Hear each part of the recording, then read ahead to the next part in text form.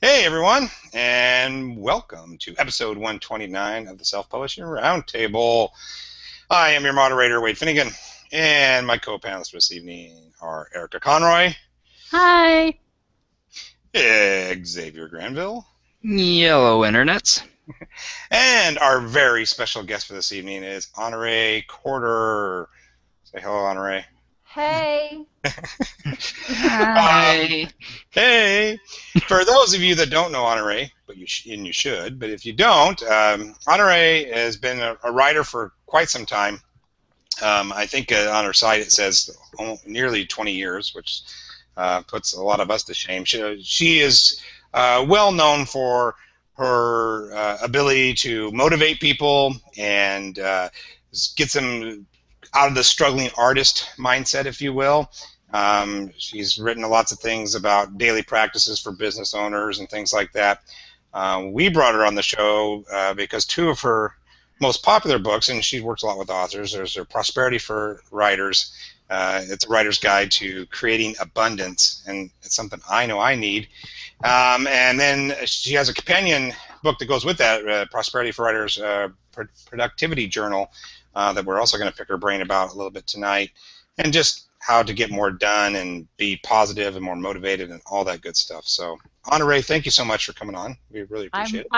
I will have you know I'm a 4:30 a.m. riser. So this is like way past my bedtime, just so you know. Normally this time of day, this is not. This is not. This is not the situation. Yeah, So- this is not. So is this like a treat, or is this more like torture? Oh, this is a total treat. Absolutely. Oh, good. Yeah. So, but tomorrow morning's going to be torture. Well, so tomorrow morning I'm like, I've set my alarm for 7. Oh, wow. Okay, so that's a double treat. Yeah. It's still too early. It's like the latest, right? Yes, I know. Well, most It's like- writers, I have a child, I have a daughter, and so I've got to get up and make her breakfast because kids want to eat every day. You know the drill, right? So They do, don't they? someday she's 16, so I'm counting the days, right? Like 700 days, I'll be like, who? What? No, get it yourself. I'm totally out. I got 2 more years and that's it. Right, right. We're short timing right here. Yes. Nice. Yeah. Well, X and Erica don't know those joys. I have a 14-year-old, so I know all about those two. So, Boy or girl? boy. Oh, Hey, I have a husband. Oh, that's Oh. true. You do. enough said. Okay. Yeah. And I'm still in my 20s. I am a child. Come on, guys. Give me a break. So in other words, you have it the best of everyone.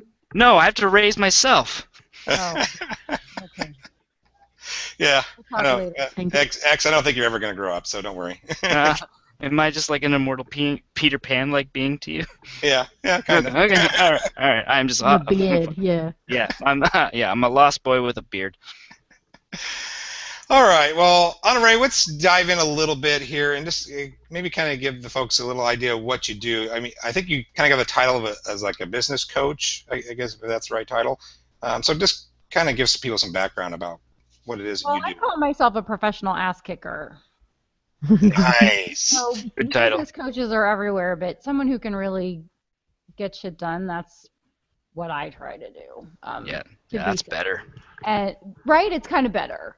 But what I've done for a long time is work with professionals to help them to decide what it is that they want, what it is that they don't want, create a plan of action to close that gap, and help them to overcome the obstacles that pop up, and really be a sounding board and a thinking partner for them during that process. And so I started writing books because I was told that everyone was a coach and that I needed a book. And so it was a kind of an accidental shift for me to start writing books. And so I had a lot of head noise around, well, I'm not a real writer because I didn't go to NYU or take a writing class. And so it's been kind of an interesting journey for me.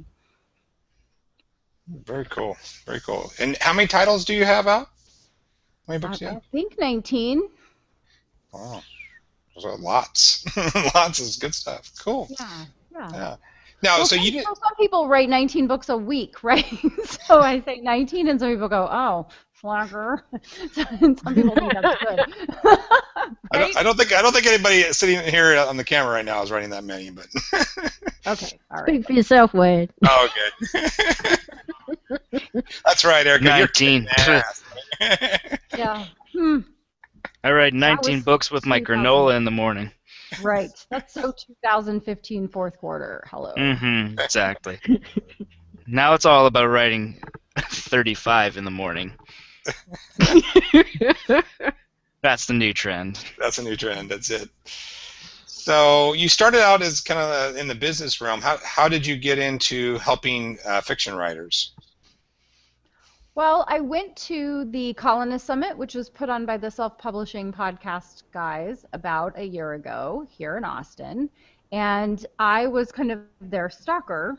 Like, I'm safe, right? I'm a safe stalker. Good. We have to differentiate because you never know. But I just wanted to meet them. I wanted to learn from them, and they had put on a summit for people that were writing in their world, also known as fiction writers, which I could not go to. But then when they announced the Colonist Summit, I wrote them and I said, can I come? I already have books and I write only nonfiction. And they said, sure, why not? And at that conference were mostly fiction writers, although there was some split.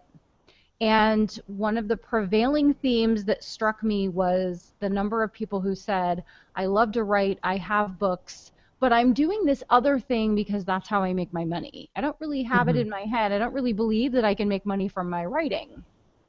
And I was like, well, you know who makes money from their writing?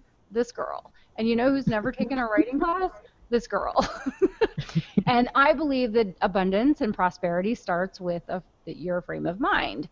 And so I thought, well, maybe I can help them. And I have a heart for people, and it really bugs me when someone's struggling with something, especially if I have an answer.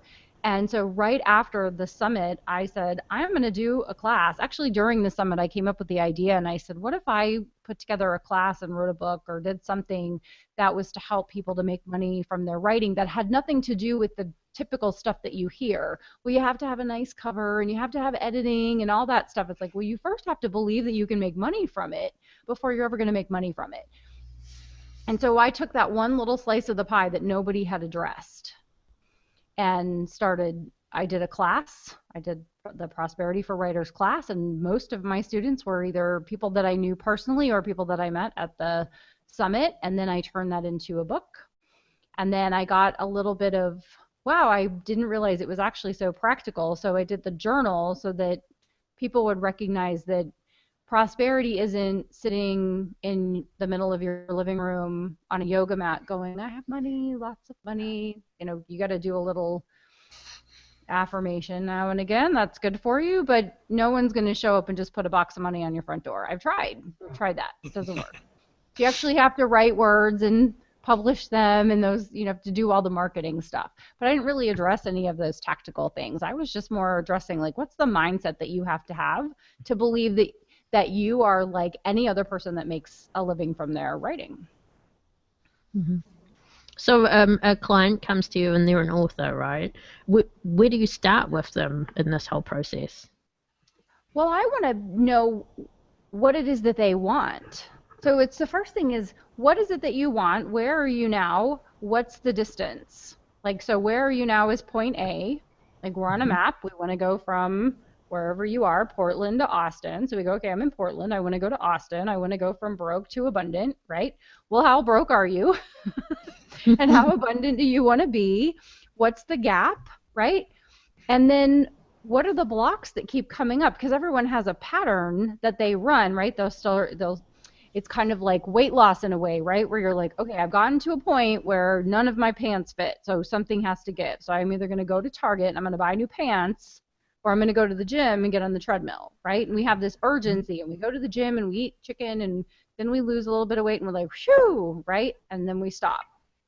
So it's kind of like your thermostat in your house. If your thermostat's set at 72, if it gets a little warm, the air is going to kick on. If it gets a little cool, the heat's going to kick on. And so we run this cycle. So I like to know where the top and the bottom are.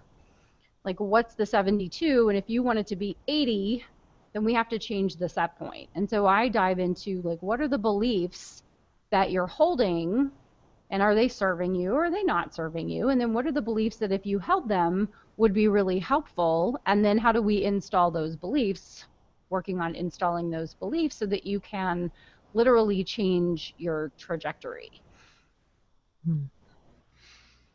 I read some of the book that you have out that's free, and it goes on to explain finding, well, not really, well, I guess finding your vision and then working out exactly what it is. So how should authors be looking at this? How can they find what their vision is? Well, your vision, everyone has their own thing that they want, right? I mean, some people, when I talk to some people, they are like, I am going after global domination. I'm going to own the world, right? I'm going to build something and it is going to make me $1 million a year or $50 million a year or whatever. Like, they have a big giant vision in their head, right? And for some people, like, here, I need $10,000 a month to live very comfortably, and that's what I need to create. And there's no right or wrong vision. It's the one that's right for you. And so it's just asking yourself kind of what do I really want? Not what does my mom think I want or I should want, or what even is my spouse saying that I want? It's like, what do I really, really, really want? And then you have to take the steps consistently, persistently, and many times for a lot longer than we'd like to. Because once we figure out we want something, like I want to find it on Amazon. Full-time author, $19.99. Free delivery. Free instant download. And it doesn't really work like that. It takes longer than we want it to. It costs more than we want it to. It takes more effort than we want it to. And ultimately, though, if someone's willing to stay in it and keep doing it, they will achieve success. Awesome. Yeah, that's cool. In your book, you also talk about vision killers and how they're the people that we all know, and they're telling us we can't make it full time as authors, or whether it's not full time as an author. You can't make it or break it in whatever profession it is. How do you suggest that we deal with those people, or them, or that? I think you kill them. Oh, good. I like where this is going. No, I mean, like, t-shirt that says "Be careful what you do, I'll kill you" in my novel or something, right?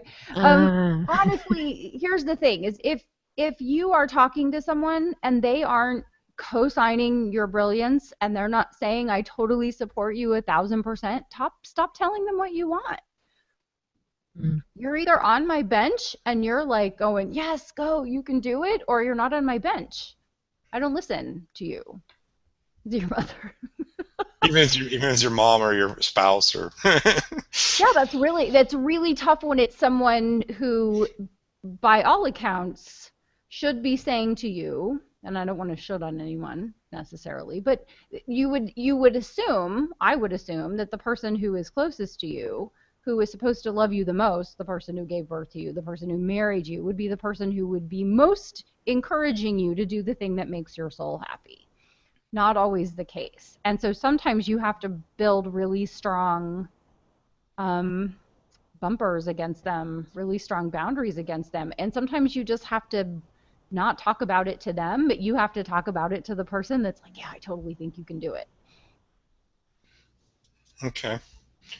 Actually, yeah, I see in the chat. Chris Sean is already asking a question that I was going to ask anyway at some point. So you have this, and I really am curious personally about this. So say we kind of do some of that identification. We get some plans going. How do you get started? Because it seems like no matter what we do as people, we have a good start and then we kind of lose it. So I know you talk about a 100-day plan.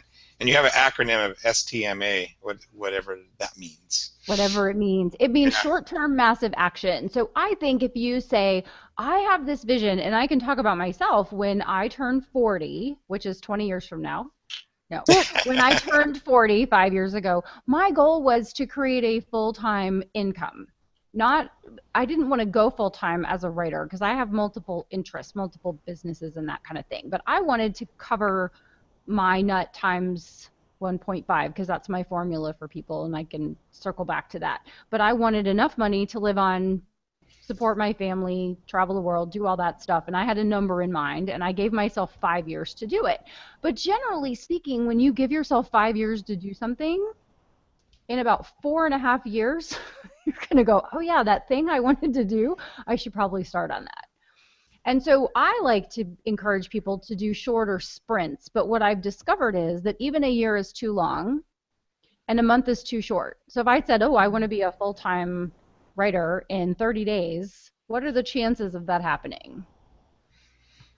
Nothing. Slim to none, yeah. Slim to none, right? I mean, unless you're struck by lightning or something random happens, right? Unless you're a, I say I'm a 25-year overnight success, right?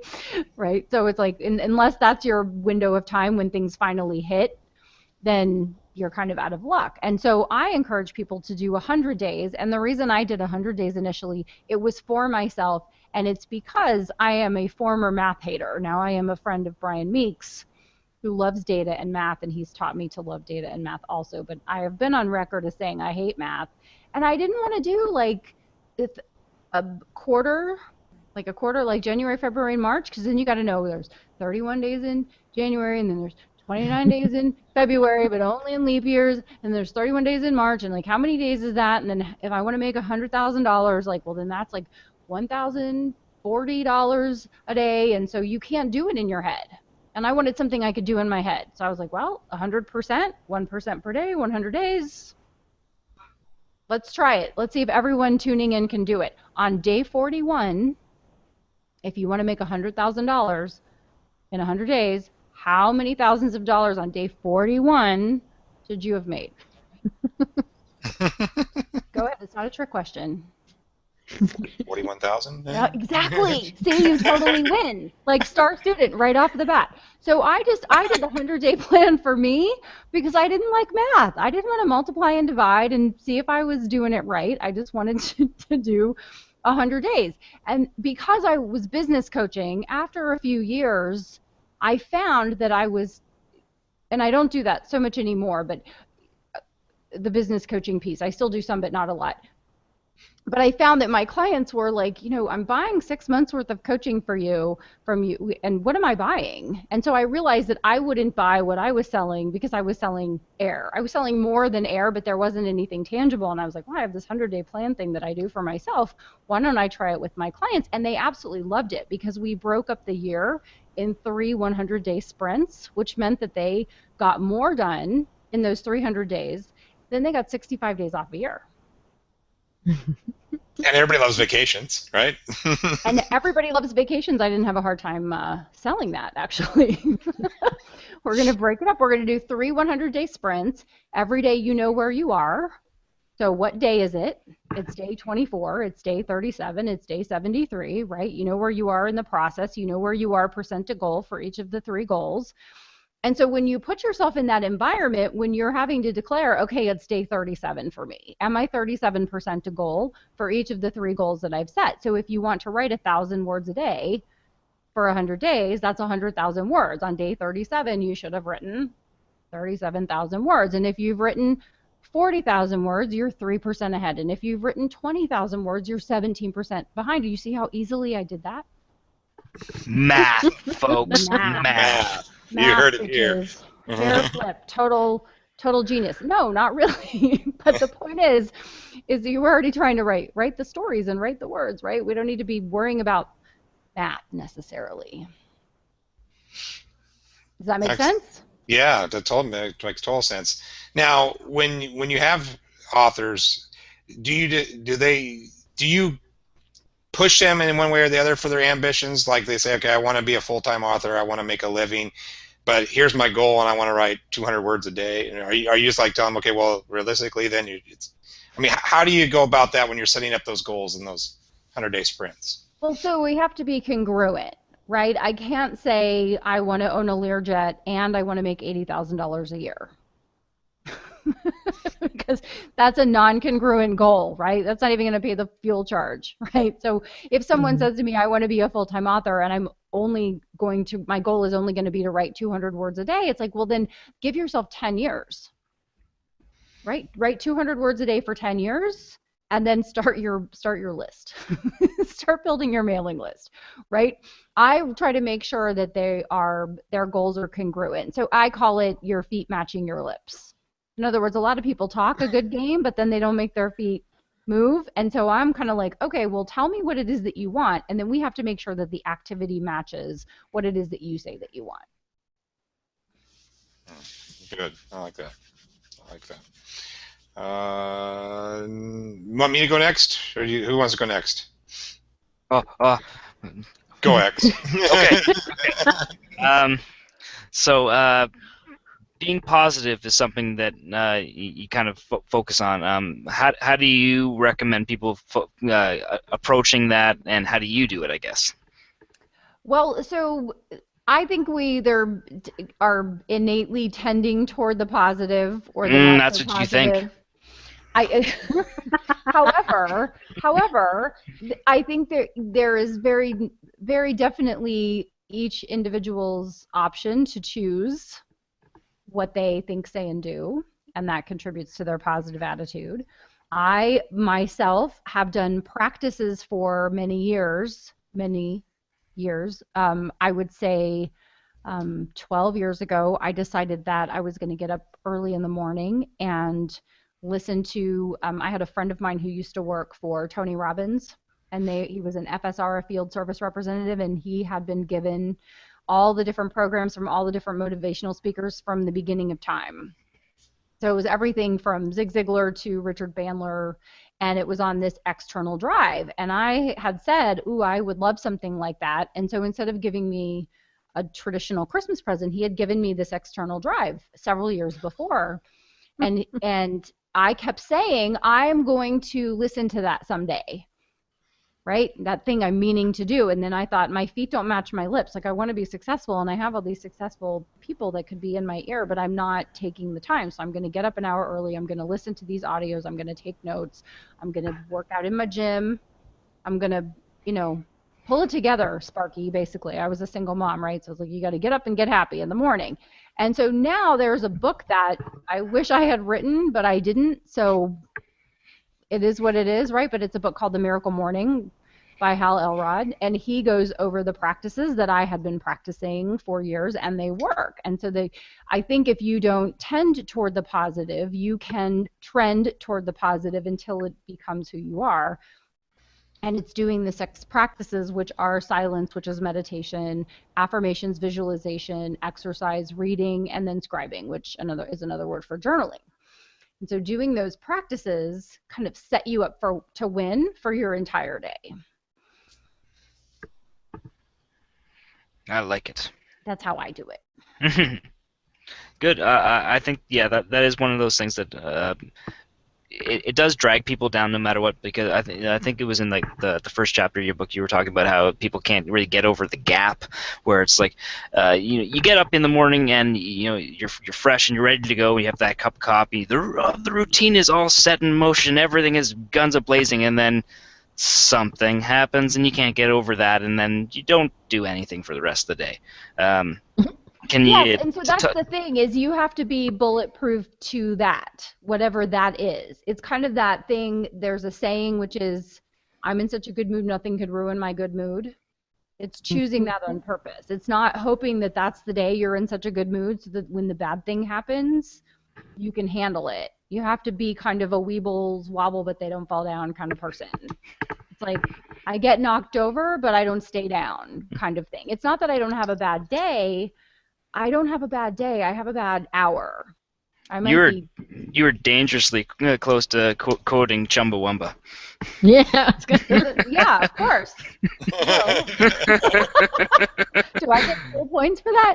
Oh, I think you get a D6 inspiration for that. Yes, absolutely. So I think it's not hoping that you're going to have a good day. It's making sure that you start your day kind of ready for whatever comes at you, so that you're in a better place, like your reserves are full, so that when something good happens, you're ready for the good thing, you're ready to capitalize on the good thing, and you're in a good place.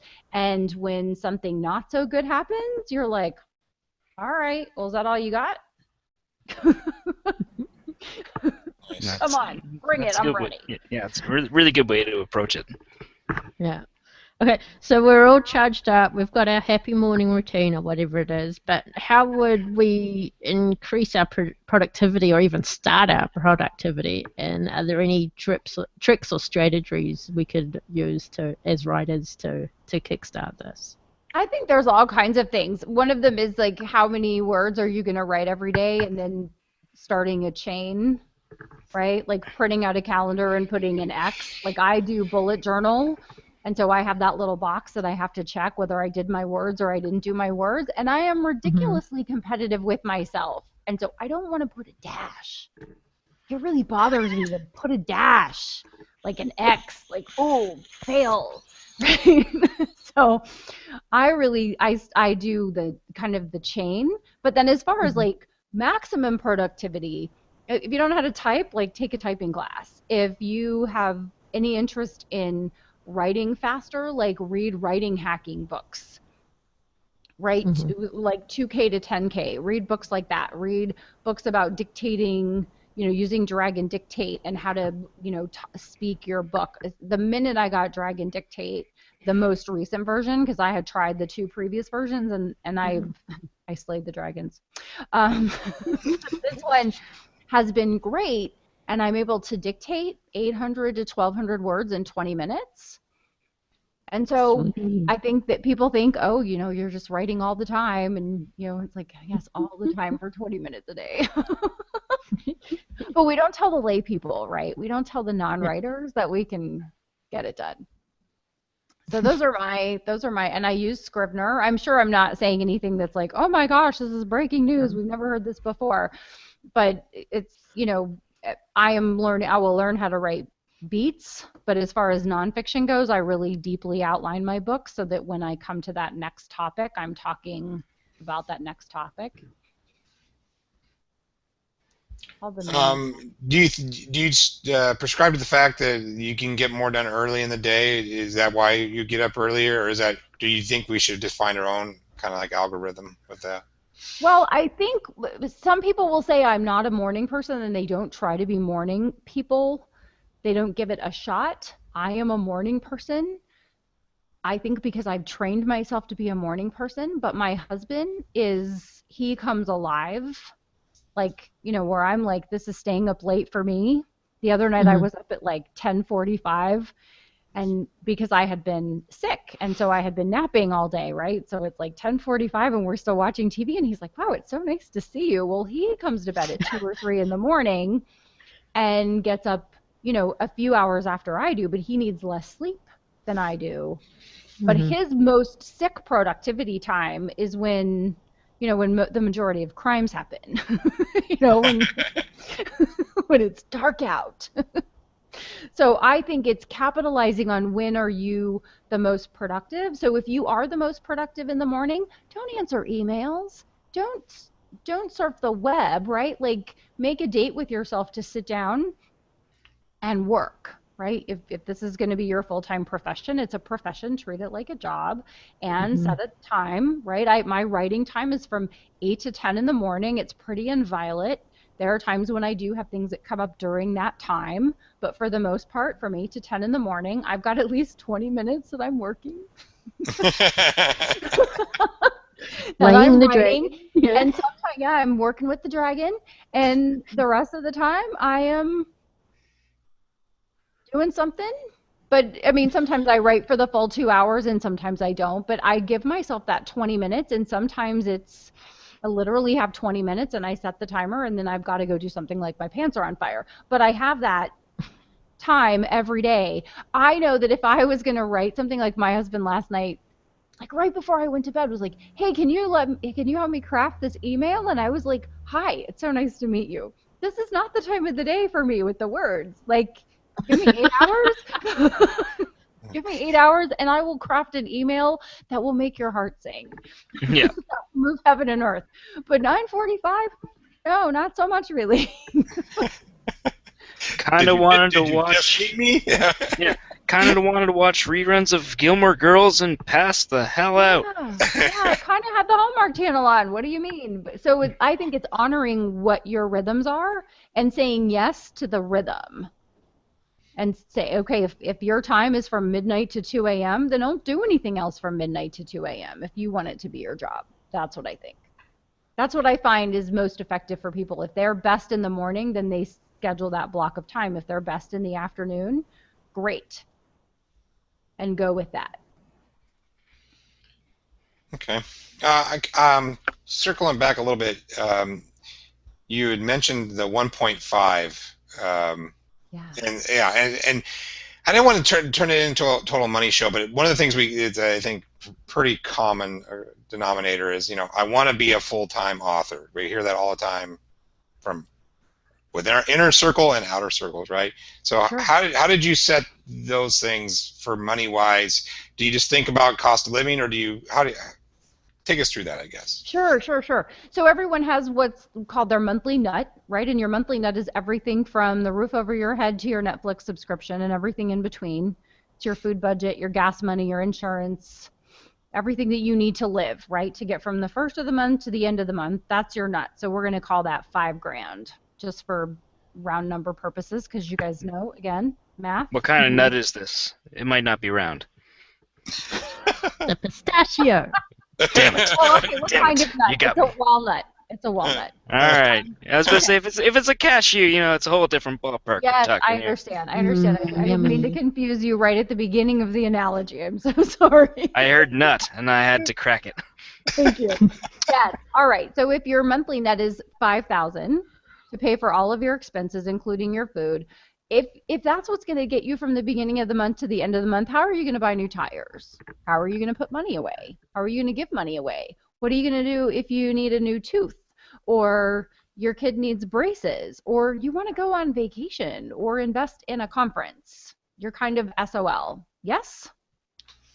Yes. Very true. Okay. May we? May we? Excellent. Excellent. So I suggest that your goal for your full-time writer income is 150% of your nut. So we'll call that $7,500. So instead of just trying to make ends meet and be a pass-through, a conduit for this money that's coming in, your goal is actually 1.5 times what you actually need to survive. And that gives you bandwidth, it gives you freedom, it gives you power. And so then on top of that, then I suggest you take 10% of that and you give it away. And I talk about that in Prosperity for Writers. I think I'm the first person to ever write about tithing from a non-religious perspective, more of a spiritual, more of a prove to your brain that there's more than enough, give some money away, right? That's when we feel most abundant, is when we're like, yeah, I can totally afford that. Bam. Right? I can totally give that money away and still feed my kids. I'm a star. So give 10% away and then give yourself 10%. Because on the inside of a year, you will then have essentially a month and a half's worth of expenses in the bank. And there's something so powerful about having a little cash money that doesn't have anywhere to go, that you need it. If you need it, it's there for you. And it's just kind of that cushion. So you just put a little bit away, a little bit away, a little bit away. And soon you can become a full-time author because you have the reserves and you have the income. Does that make sense? Yeah. I mean, it makes real sense. I'm still having trouble with that gap, though, of figuring out how you're going to make that kind of money. I like the numbers. But... Yes, the numbers are great. Well, so then it's you back into it. What are all the ways? And so this is where the math can be fun. And it's so funny. I follow this really great lady on Facebook, or I don't follow her, I guess we're friends, right? I guess this means we're intergalactically connected. Anyway, she was posting at the end of January, I'm only 68 lipsticks away from my goal. I'm only 38 face masks away from my goal. In other words, like, she was calculating how many more of the individual products she needed to sell in order to reach her goal. And then she was posting it, and I thought, that's really cool. But if you have books, right, if you have 3 books, then figure out how many of those books do you need to sell in order to meet your nut. And then start talking about it. Start talking about it to the people that are nice to you and that are encouraging you. And start working on that. And then read the things that you need to read about marketing and learn about the author business and make your writing better. And do what, you're going to close those gaps. But the first thing is like, well, how many books would you sell? And don't set the first goal as the 7,500, you'll notice I said when I turn 40, I said, and by the time I'm 45, I want this to happen. But I worked on it in 100-day increments, and I did the right publish repeat model. And there was a lot of time when there was no sign of land. It was like there was no bird. There was no wind. I didn't have any snacks in my raft. No, But you're just bobbing up and down. I'm just bobbing up and down in the middle of the ocean. It's like, is anybody out there? Is anybody no out there olive working? branch, you're saying. Is this ever going to work? And then something would happen, and I would see a bump in sales, or somebody would call and order, I have nonfiction, right? So they would order some books, and, one step at a time. And so over time, I was making progress. And one of the things I recommend, I did by accident, I had taken a screenshot on my iPad. And I remember the first time thinking, I'm going to just do a Christmas fund. If I could just make $100 a month from Kindle, then I'll have $1,200 a year for Christmas.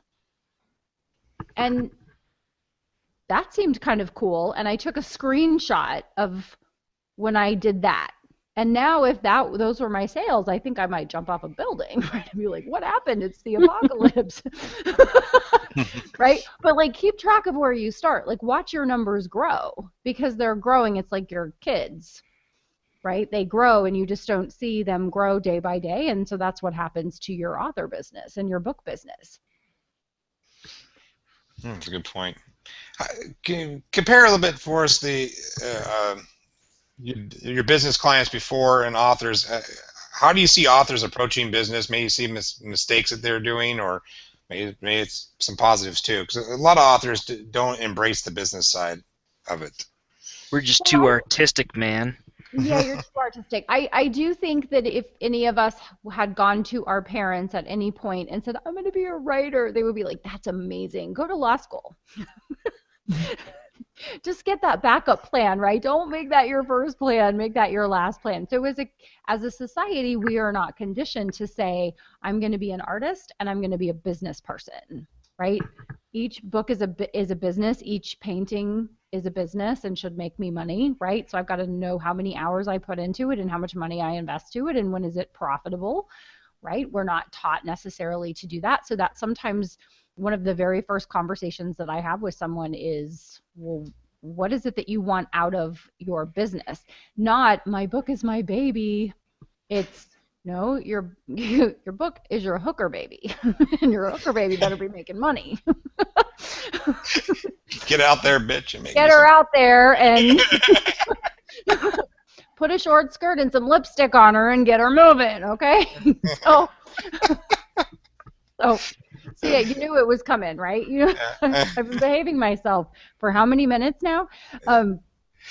So it's what is it that you want out of it, and then what's the gap in the mindset, right? Is it possible? Yes, if it's possible for someone else, it's possible for you. No one that's a full-time writer is special. They're just determined. They've just put in the work. And they've turned the corner. They've been in that dark place or, out to sea, floating in the ocean, not making any money, wondering if it was going to work. And they just kept putting in the work, because the alternative is you quit. And then what? Stuck with a day job forever. Yeah. Yeah, I mean, and so if who wants that? Somebody wants that. But if it's you and you're listening to this and you want to be a full-time writer, then that's not you. So then don't give up. Just keep putting in the work. Put in your 20 minutes or your 2 hours a day. Work your side hustle until your side hustle becomes your main hustle. And then you have the choice. But no matter what, every day you're hustling. That was my ringtone for a while. How did I know that? I don't know. I don't know. You do like acronyms a lot too. I think I had noted down here the FAME acronym. Is that right? Yep. What does that one stand for? Well, it stands for a bunch of different stuff. So it's focus, action, mindset, execution. Each one of the letters stands for something different.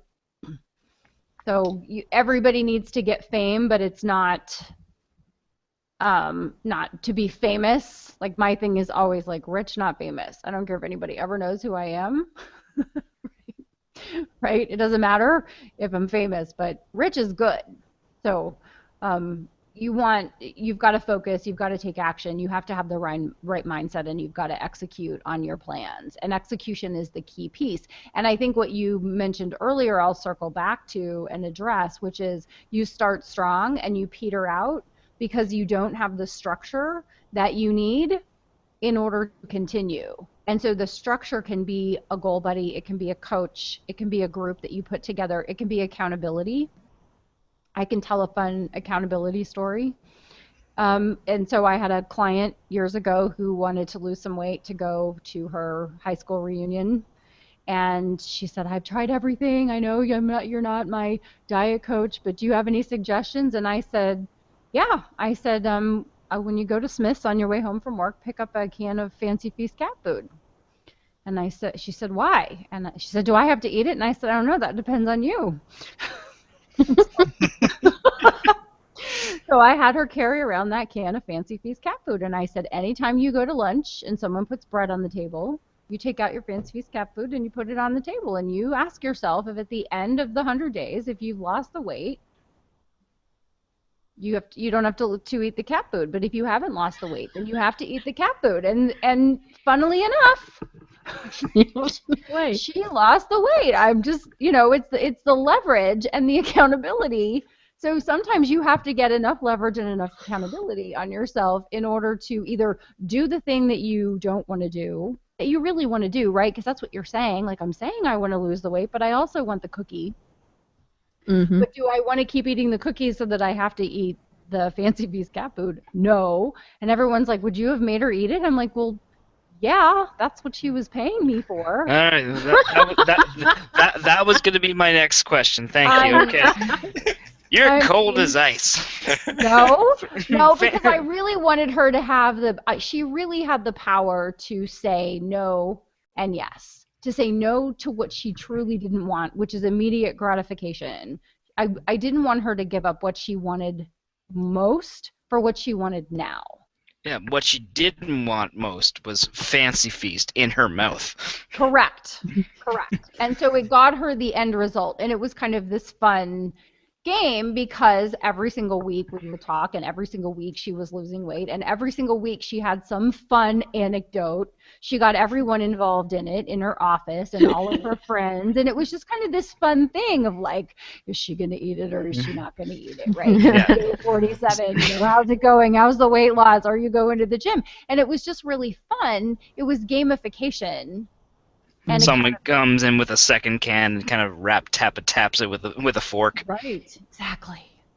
Fancy Feast. This one's got tender turkey bites. I know. Well, there's nothing more nasty than like seafood canned cat food, right? Like the cats are crazy, and the humans are just like, I can't imagine anything worse that I would have to eat. And so if you really want to make sure that you do something, give yourself consequences that are so horrific that you will do anything to avoid them.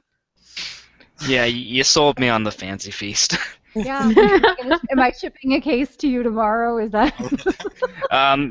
Given that I'm in Canada, I do not want to either see you or I pay for the postage. Customs will be like, okay, seriously, what the hell? What is this? What is this? 2,000 words a day, X, or you have to eat the cat food. That's the way it is. I think that's something you should be doing their way. Yeah, I know. Yeah. I was totally thinking this, like, what can I set up for myself? Well, you can set up a financial consequence. You can set up, there can be... You can also do it from a reward, but most people will do more to avoid pain than they will to gain pleasure. And so if the reward of becoming a full-time author is not enough to get you to write the words every day, then maybe the pain of having to work part-time at McDonald's. Ooh. That would be bad, yes. I'll take you.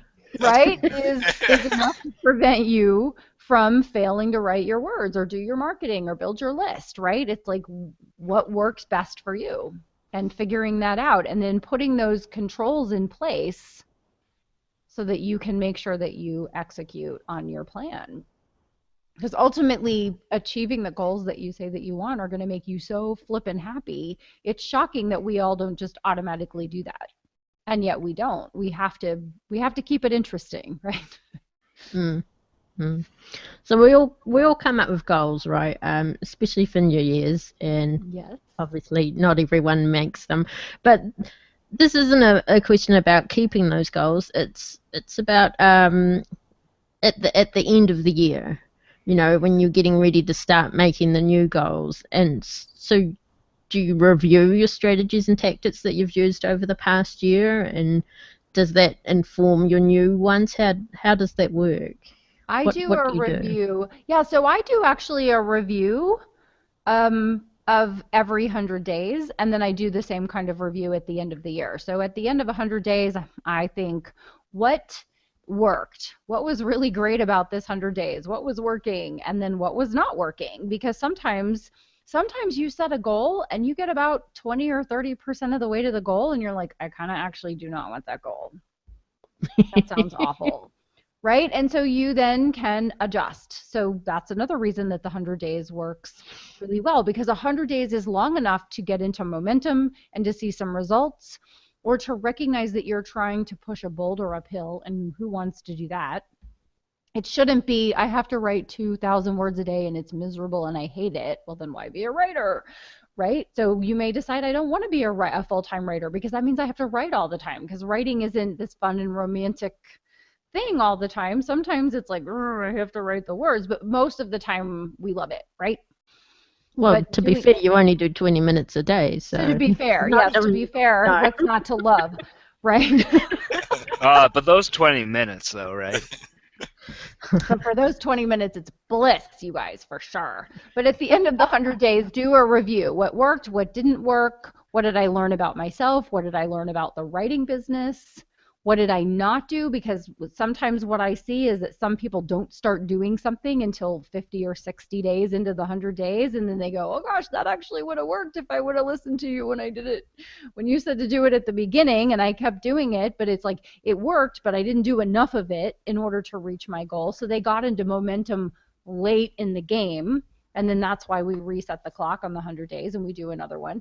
And then as you're beginning the next year, so the way I structure my year is I do the beginning of the year, so the first Monday in January, and that takes me to mid-April. And then I take a 2-week break. That's my first, I did it, right? And during those 2 weeks, I do a review of what happened, and I set a new plan. So 2 weeks later, on a Monday, I start the next 100 days, and I go for another 100 days. That takes me to the beginning of August, and then it's hot in Texas. It's mandatory vacation. So I take the rest of the month off, and that's a nice long stretch, because we're 8 months into the year and we're very tired at this point, and we need to rest and recharge so that we really like what we're doing still. And then I come back, and my daughter goes back to school, and I go back to work first Monday in September, which is usually the first Tuesday because it's a holiday, but I still count the day. I'm just saying. And then that takes me to like the end of the second week of January. And then I take off the rest of the year until like the first Monday that everyone does business in January. And so during that last 3 weeks, 2 weeks of the year, beginning of the year, I'm doing kind of a how did the year go? What was great about it and what was awful about it? And where did I make a wrong turn? And where did I make a lot of right turns? And what do I want to be different about this coming year? And then I start over. And I think it's important to mention that none of it is perfect, and I encourage everyone to give themselves some grace, because it's very easy to beat ourselves up for what we didn't do when we didn't achieve our goals, and that must mean that there's something wrong with us, and everyone is a work in progress. And so if you didn't do it before, then just press the reset button. I've had a number of people that for a number of reasons in the middle of their 100 days, someone died, they were diagnosed with cancer, they got fired, I've had all kinds of things happen, and I've just said, we're going to press the reset button on this 100 days. We're going to do a new plan and we're going to start over. Like, give yourself some grace. Now, there's a difference between giving yourself grace and the need to call bullshit. So if you're just like, oh, I got a hangnail, do over, right? You kind of know where you need to set some boundaries for yourself. But if you're really up against it, give yourself some grace and start over. Yeah, if that hangnail really hurts, Give yourself that day. Yeah, give yourself the rest of the day. Yeah, watch a little Oprah and then get back after it, okay? Yeah. After your 20 minutes of right. And before you go to sleep, write yourself a memo to suck it up, princess. That's right. Pull up your big girl panties and get back to work. Yeah. Yeah. I wanted to ask you a little bit about your own writer business. It seems like, and I think we kind of mentioned this in the pre-show, that you're everywhere, like on Facebook a lot and things. But you also kind of let out the bag that it wasn't necessarily maybe you all the time. So, what sort of things do you hire out for, and do you make recommendations to your clients, your author clients, about things that they should delegate out? Yeah, so as far as the social media goes, I do the social piece, and I have an assistant, the lovely Christina, my lovely assistant Christina. That's her official title, and she does the media part of social media. So she does the listen to this podcast, or this book is on BookBub, or right, like the technical media piece of it. And then I'm the one that's like, hey, great job. I'm the more of the encourager, interactor, like here's what's going on. Like I'm the human side of it. Because I think that people like a nice balance of what's going on and who are you and what can I buy and what do you offer, and also like who the heck are you? Or it's like, are you a real person? So we try to strike a balance with that. And I think in the beginning, right, everyone in the beginning has less of a budget than someone who is a full-time prosperous writer, and so in the beginning you're going to do everything, and so everything is not everything. It's the things that move the needle the most, and so you have to really look at where you're spending your time and what's getting you the most return on your investment of time. And I cannot stress enough that time is your most valuable asset. You can always get more money, but you cannot get more time. And so be mindful of where you're spending your time, more even so than where you're spending your money. Yeah, that's very good advice. I don't think like we do talk about that quite a bit, but yeah, time, no matter what, is a currency all on its own, and is definitely more precious than gold. Yeah, so when someone wants to just have a chat, let's get together and chat. It's like, oh, not good for me. no, I'm working. Sorry, this is what X has to learn to do. Yes. Yeah, I'm far too Canadian in that aspect. You're far too Canadian. I love it. He's just a nice guy. You just can't say no. I have a hard time saying it. Like a complete sentence. You don't even have to justify. It's like, are you able to do that? No. No, Grumpy cat. maybe No. Maybe if you give me a couple minutes. Yeah. No. Just say no. I told you need to sign. Yeah. Told to sign up. That's what we used to do at our old work. My old work, we just told to sign up. No. No. No. Denied. Just like a little FU flag. Yeah. That'll deter him for at least. That would, yeah. But I don't have a mean face. I can't just put up the flag and then seem intimidating when I do it. Oh, he's got the don't flag. even look at them. Yeah. If you make eye contact, you'll change your mind. You have to, put up the flag and hide. He has to master the stare. No. That kind of I told him he needs to put the sign on his door, but he said that he can't work in his room. So you need a door, X. You need a door. Yep. No. Well, my office is not in my room. That's why. Fix that. Can you give us just a little bit of insight of I mean, obviously we talked quite a bit about your books, but what services do you provide? Is it just the coaching, or is there other things that you do for writers? So I do coaching. I do like I said, I do very little coaching for executives now at this point. I do work with some authors on their author business, one-on-one coaching, and I do speaking. I do corporate training and motivational speaking and that kind of stuff, and then I write the words. That's the stuff. And then I'm a mom, and I have 2 cats. I mean, that's practically a full-time job. Erica has cats and she doesn't even own them, and it's a full-time job. Oh, excellent. I like He comes over when he feels like it. Oh, well. She hasn't been over today, so Dogs are owned by people. people are owned by cats. That's a real thing. Yeah. His human child isn't happy about it though, but yeah, Oh. that's not my problem. Well, that's not my problem. That's right. You gotta snap after. You gotta snap after you say that.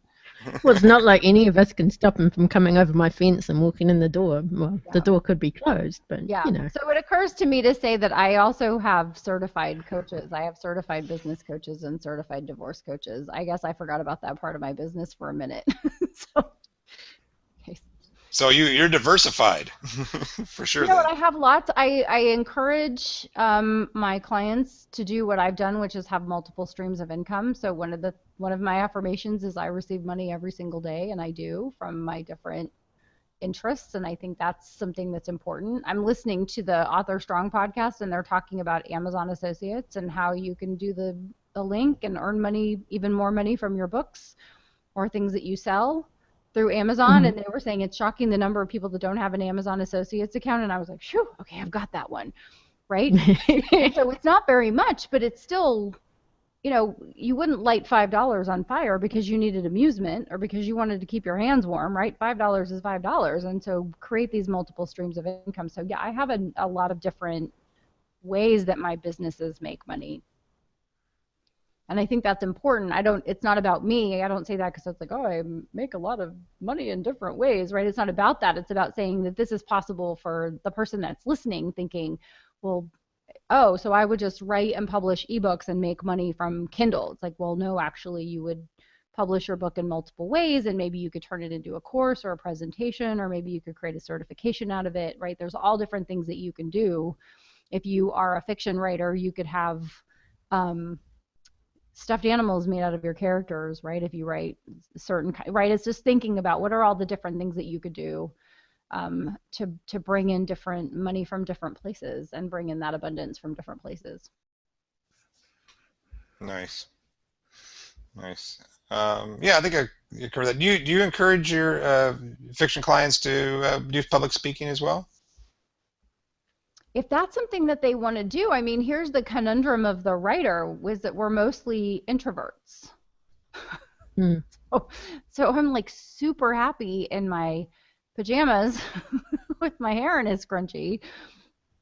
So speaking for most people is contrary to what they would want to do. But if they like it and they're like, oh, that sounds like something that would be fun, then if it fits into their business plan, if there's a way to fit it into their business plan, either it directly or indirectly makes the money in some way, or they just get a crap ton of enjoyment out of it, because it's not always about the money. Sometimes it's just about like, that was a lot of fun, and it juices you up, and then you feel creative and you write more, or you do whatever else you love more of, right? Then do that. So I encourage people to do the thing that makes them the most happy. That's what it comes down to for me. I like it. Well, we are at the top of the hour. That was really insightful. Thank you very much, Honoree. My pleasure. Yeah, it was Do what makes you feel good. Do what makes you feel good. Yeah. Well, we don't know how long we have, right? Tomorrow could be your last day, so make sure you're happy today. Do something that makes you happy today, and do something that makes somebody else happy today. Yeah, that's an even better way to put it. Make sure, not enough people talk about you find enjoyment in your life, and you try to live your goals according to what you want, but also you have to think about how this is affecting other people. Live your life to your fullest, but also try to, at the same time, affect as many other lives in the process in a positive positive way. Way. Or way. Yeah, Or way. either one. I had a question. May? Brian May? No. Way. Yes. Name's May. All right. Well, I want to give a shout out to our live listeners tonight over there on the selfpublishingroundtable.com. You guys can always check us out live every week. But if you didn't get a chance to and you're listening to us on iTunes, if you'd take a moment to give us a review, we really, really appreciate it. And also, just as a little side note, mentioning that every Sunday around the same time, we're having our roundtable blab sessions. Each week talking about the news and different folks. I'm not currently joining until hockey season is over, but it will be soon. So, Yeah, so I'm a slacker. Sorry. Well, hockey, you got Hockey's priorities. very important. I used to work for the commissioner of the National Hockey League, so we should talk about that. You work for Gary Bettman? Yes, I did. Oh my gosh! Wow. Oh, Yeah, he Gary, used to you fire guys me. know Gary? I'm Canadian. I know Gary. X is one of the few Canadians, by the way, Honoree, that doesn't like hockey. But anyway. It's Okay, it's then in we'll my not blood, talk but about it. That's it's in my blood, but I don't watch it. okay. But not Brings to up too much hostilities. Yes. Check us out on Blab on Sundays. And I think that's about it. Except maybe X, you got something to say? Probably. Good night, internets.